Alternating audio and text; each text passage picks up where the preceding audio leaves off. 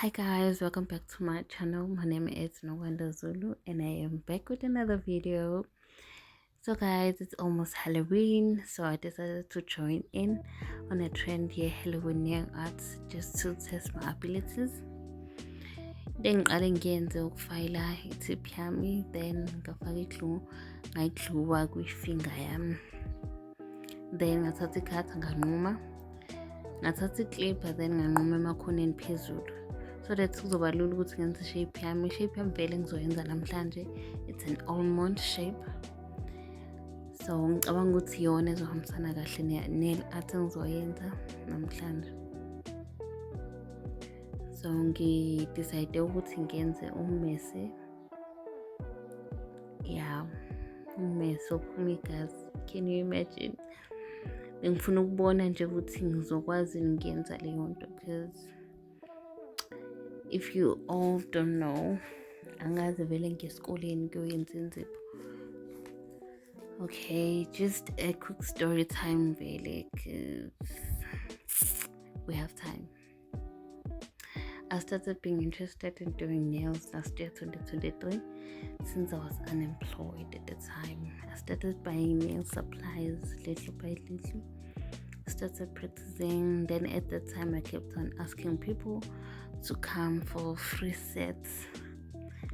No one showed up, even my friend, imagine, and families never made nayo. Why? I'm disappointed. So ngicabanga ukuthi angithengele minwe so that ngikwazi ukuthi ngizipracticele ekhaya. Then ngathi ngathola umsebenzi ngase ngama ekwenzeni inzipho because bese ngisebenza isikhathi bengasasitholi, ngibuye ngikhathele at the time. Then now senginesikhathi sonke futhi, so ngidecide ukubukela ekwenzeni inzipho. So please guys, ngicela ningisizeni, ngicela ni-share kubantu engibaziyo. Please do subscribe, please like, comment, and konke lokho kungangisiza kakhulu. Wow, back to the application. Okay, indlela yami yoku-apply acrylic anginayo at this moment. Ngi-apply nje ngendlela engibona ukuthi ifanele engibona ngayo, if I must say. Then emva kwalokho ngizobe sengifayila ngifayila yami yakwa Blinkhill. Okay guys, so you can carry on nibukele, then ngizobe sengibuya ngizoqhubeka ngichaze.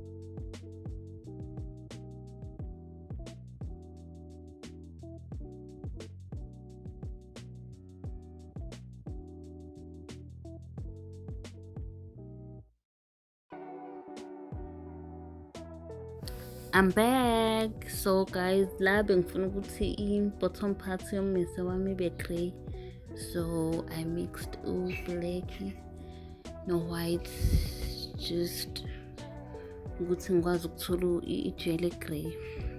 Ngilongihlanganisa ke no white until ngaze ngabona ukuthi sekwanele, then ngaqala ke ngadweba.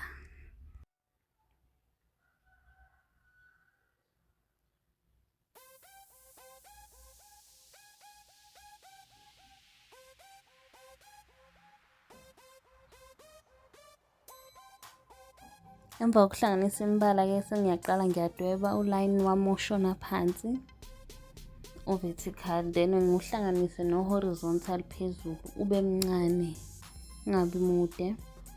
Then emva enzansi kwalo horizontal ngizobe ngidweba oyi curve omncane futhi uline.